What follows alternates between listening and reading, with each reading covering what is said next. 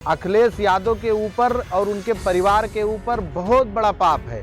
उन्होंने निर्दोष राम भक्तों के ऊपर गोली चला करके उनके जीवन को नष्ट करने का काम किया।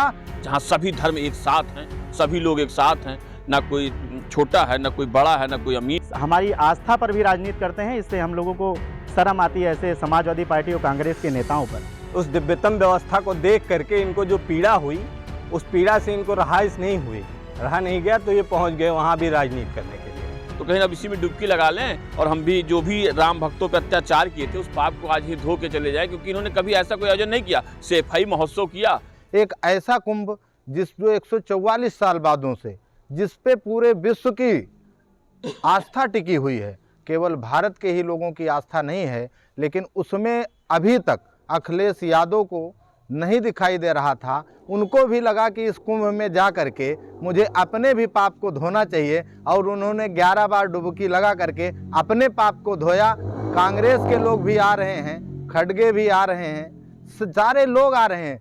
हमारी सरकार ने, केंद्र या राज्य की सरकार ने, योगी आदित्यनाथ जी एक ऐसा मजबूत स्तंभ तैयार किए हैं कि जिसमें आज पूरा विश्व ये देख रहा है कि इतने बड़े आयोजन में इतनी स्वच्छता, इतनी व्यवस्था, जहां पूरा विश्व आकर्षित हो रहा है, और हर गांव से नहीं हर घर से लोग जा कर के पावन माँ गंगा के जलधारा में अपने आप को स्नान करके पुण्य के भागी तो हो रहे हैं, और ये ऐसा उम्मीद भी कर रहे हैं कि मेरे जन्म का जो पाप है वो धुला जा रहा है। अखिलेश यादव के ऊपर और उनके परिवार के ऊपर बहुत बड़ा पाप है।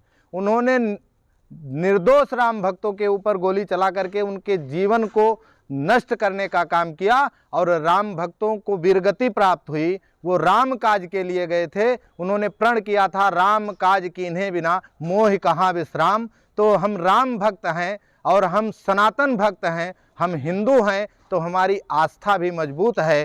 ठीक कुंभ उसी तरीके से उसी दिशा में चल रहा है। कुंभ का स्नान करना हम सब के लिए सौभाग्य का विषय है।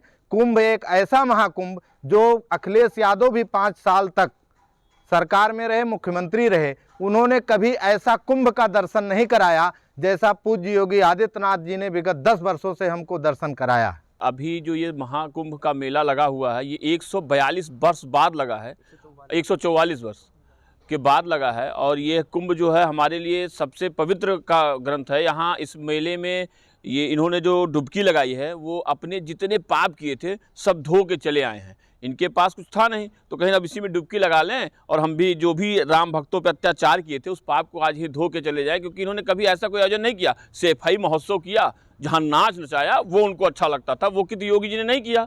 ये इस चीज़ के लिए भटक गए थे, तो अब पाप धो रहे हैं और ये धोते धोते धो जाएंगे। इसमें इनका कुछ होने वाला है नहीं, चाहे जितना आक्षेप करे चाहे प्रत्याक्षेप करे। अखिलेश यादव हमेशा अनर्गल प्रलाप भी करते हैं। उन्होंने हमेशा जातिवाद की राजनीति करी है। उनको लग रहा है कि हमारा जातिवादी जो राजनीति है वो इस समय संकट में है, क्योंकि हमारे महाकुंभ में सभी जातियों के लोग, हिंदू धर्म में जो जातियों में इन लोगों ने बांटा था, उन सभी जाति के लोग एक साथ मिलकर के बगैर किसी भेदभाव के एक साथ स्नान कर रहे हैं, पुण्य लाभ कमा रहे हैं। ये देखकर इनको और कांग्रेस को बहुत पेट में पीड़ा हो रही है। उस पीड़ा के कारण ये लोग अनर्गल प्रलाप कर रहे हैं और कुछ नहीं है। और हमारी जो सरकार है वो दिव्यतम व्यवस्था करी है। अगर दिव्यतम व्यवस्था नहीं होती तो ये लोग वहाँ जा भी नहीं पाते, क्योंकि इससे पहले कभी गए नहीं अखिलेश जी, इससे पहले कभी नहीं गया स्नान करने। उस दिव्यतम व्यवस्था को देख करके इनको जो पीड़ा हुई, उस पीड़ा से इनको रहाइश नहीं हुई, रहा नहीं गया, तो ये पहुंच गए वहाँ भी राजनीति करने के लिए। और ये राजनीति के, जात पात की राजनीति से प्रेरित होकर के ये अनर्गल प्रलाप कर रहे हैं, बाकी कोई कुछ नहीं है वहाँ पे। प्रयागराज में सब पहुँच रहे हैं, स्नान कर रहे हैं, देश विदेश के लोग आ रहे हैं, सारे सनातनी जो है प्रयागराज में पहुँच रहे हैं। तो उनको लगा कि अब तो मेरे पास सारा वोट खिसक रहा है, कोई है नहीं, जातपात की राजनीति चलेगी नहीं। अब वो करें तो क्या करें, जब अंत में देखे कि अब कुछ हाथ नहीं आ रहा है, तो जाकर मजबूरी में उन्होंने वहाँ पे डुबकी लगाई है। उनकी कोई आस्था नहीं है, ना ही उन्हें जो है प्रयागराज से कोई मतलब है। आए दिन जो है प्रश्न पे प्रश्न कर रहे हैं कि वहाँ पे कमियां हैं। जब इनकी सरकार थी तो उस समय इन्होंने आजम खान को संयोजक बनाया था वहाँ पे, जिसमें जो है भगदड़ हुई थी तो श्रद्धालु लगभग सैकड़ों की संख्या में मारे गए थे, तब क्या कोई सनातनी नहीं मिला था उनको वहाँ संयोजक बनाने के लिए? तो ये सब जो है पूरी जनता जानती है, पूरा देश जान रहा है इनकी नीयत क्या है, इस पे कोई बताने की ज़रूरत नहीं है, सब जानते हैं। ये सिर्फ चुनावी हिंदू हैं, ये जितने भी ये सब पार्टी के लोग हैं सब चुनावी हिंदू हैं, चाहे जो हो, इसमें सब दिख रहा है, सबको सब पता है और सारी चीज़ें बताने की ज़रूरत नहीं है। वो तो मजबूरन गए जब देखे कि जो है सब कुछ खिसक रहा है, कुछ हाथ में है नहीं उनके। गरीबी और आस्था, हम भगवान का पूजा करते हैं तो इसका मतलब ये नहीं कि भगवान हमको नोट दे दें। भगवान की पूजा हम आस्था से अपने करते हैं, तो गरीबी अलग है। और आज देश में गरीबी हर व्यक्ति की ख़त्म हो रही है। आज इतनी योजनाएं हैं, वो युवाओं को लेकर इतनी योजनाओं की तरह लोन मिल रहा है, ऐसी ऐसी योजनाएं कि लोग अगर करना चाहें तो इतनी योजनाएं हैं भारतीय जनता पार्टी की सरकार में कि घर बैठे व्यक्ति इंसान विकसित हो सकता है।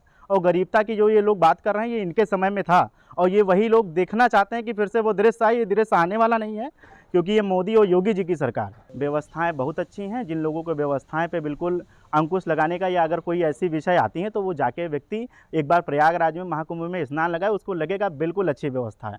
और इतनी अच्छी व्यवस्था है, बहुत महाकुंभ हम फर्स्ट रही नहाए, शाही स्नान हम नहाएं, और आपसे बता रहे हैं इतनी अच्छी व्यवस्था है। जितने बड़े में हमारा गोंडा है उतने बड़े में व्यवस्थाएँ केवल लगी हैं। और ये लोग व्यवस्थाओं की बात कर रहे हैं, इससे पहले इन लोगों ने क्या व्यवस्थाएँ दी थी?